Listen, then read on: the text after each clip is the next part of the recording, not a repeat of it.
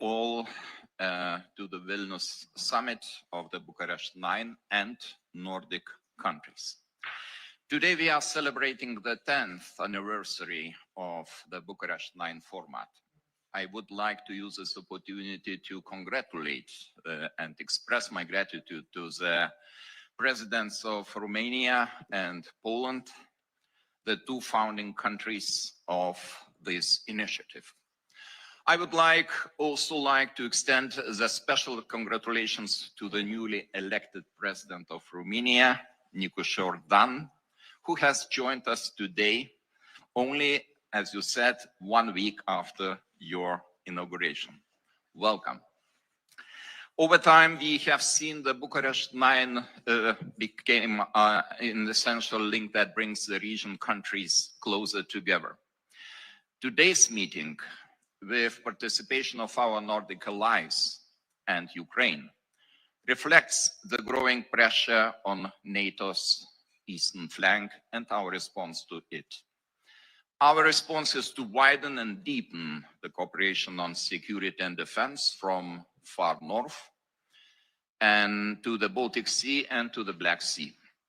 Given the full complexity of the present situation, I am particularly glad to welcome here in Vilnius the NATO Secretary General Mark Rutte and the President of Ukraine, Volodymyr Zelensky. Dear Mark, I commend your dedicated efforts to coordinate the Alliance's response to our common threats along the lines set in Madrid, Vilnius, and Washington. The upcoming NATO summit in The Hague will be an opportunity to make further decisions on building a stronger alliance, better prepared to defend every inch of allies' territory. I wish you the greatest success in the coming weeks, although I know they will be not easy. Dear Volodymyr, I admire your fearless resistance over the past 3 years. By defending Ukraine and its people, you are defending us and our security of the whole Europe as well. Ladies and gentlemen, now I would like to give the floor to the Secretary General, Mark Rutte. Please, Mark, the floor is yours. Thank you so much, Gitanas, President Nozeda, and it's great to be back in Vilnius. And thank you for hosting this summit together with the Nordic countries.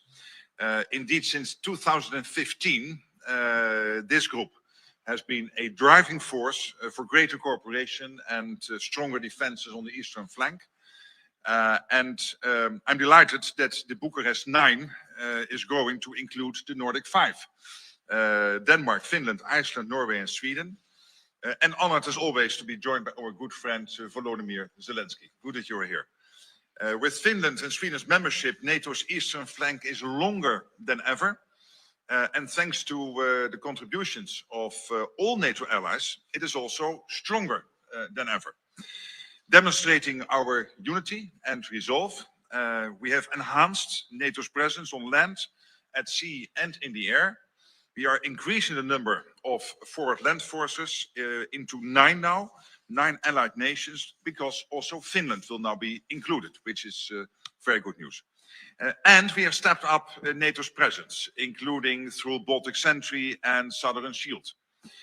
And I think this we all know, this matters more than ever, given the very real threat from a rapidly rearming Russia, which allies in this region know all too well.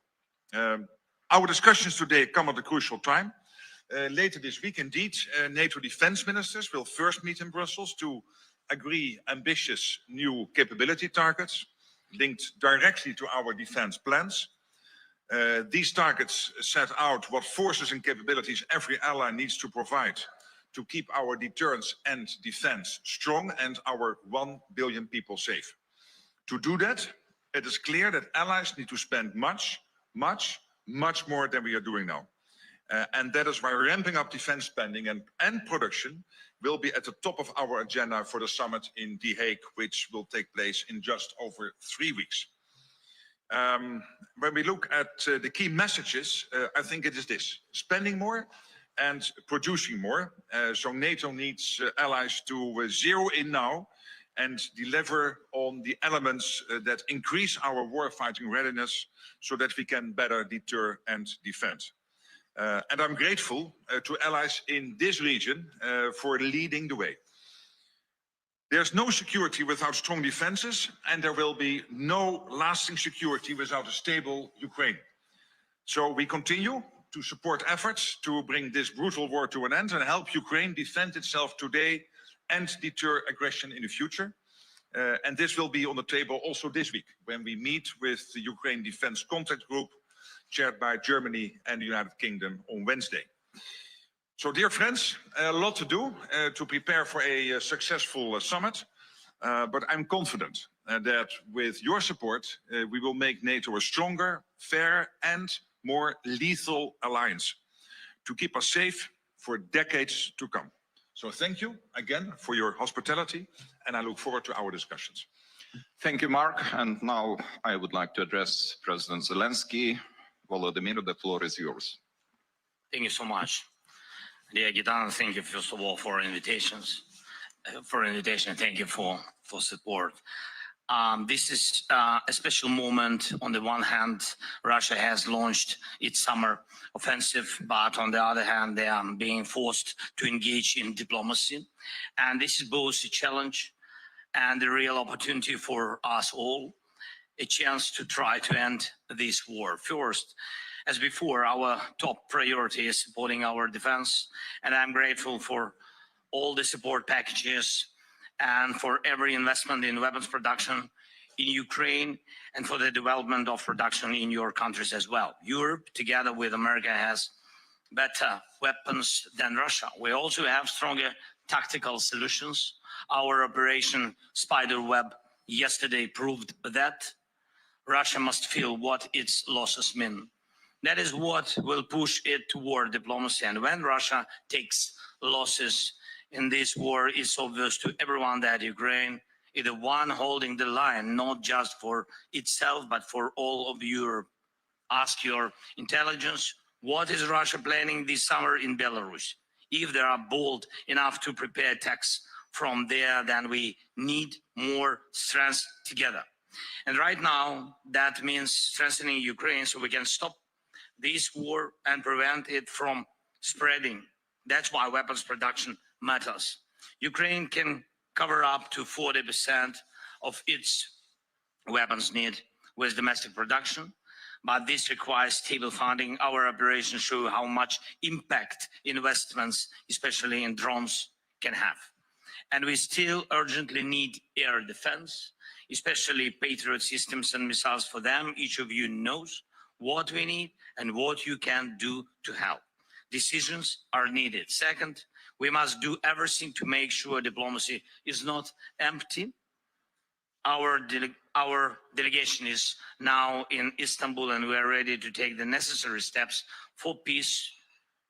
Naturally, the starting point should be a ceasefire and humanitarian actions, the release of prisoners and the return of abducted children. And all key issues can be resolved at the level of leaders. And if Russia undermines even this initial agenda, and if the Istanbul meeting brings nothing, that clearly means strong new sanctions are urgently needed from the EU's 18th package and from the United States, specifically the strongest sanctions President Trump promised.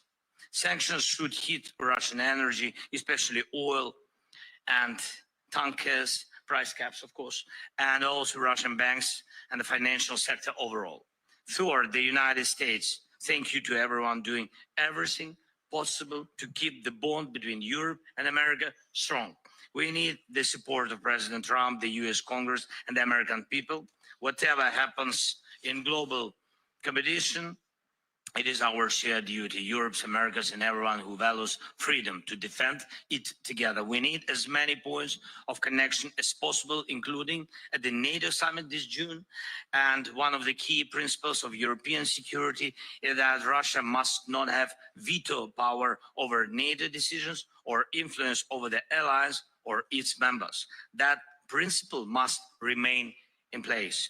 Euro-Atlantic security is a business of Euro-Atlantic nations. Putin chose to stand against Europe, so he has no place in deciding its future. And that must not change. It's important to confirm at the NATO summit in June that the allies stays strong and that Europe will not give up its own security. And of course, I would also like to discuss the details of our work within the coalition of the willing and the security guarantees as well. We need to make this coalition strong, but we'll talk about that, I think, behind closed doors. Thank you so much again. Slava Ukraine. Героям слава. Thank you, dear Volodymyr. And I think we will have you in the second part of our conference.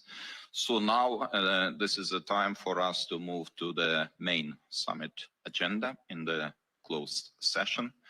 So I would kindly ask the media representatives to leave the room and come back for the press conference on the results of the summit later on.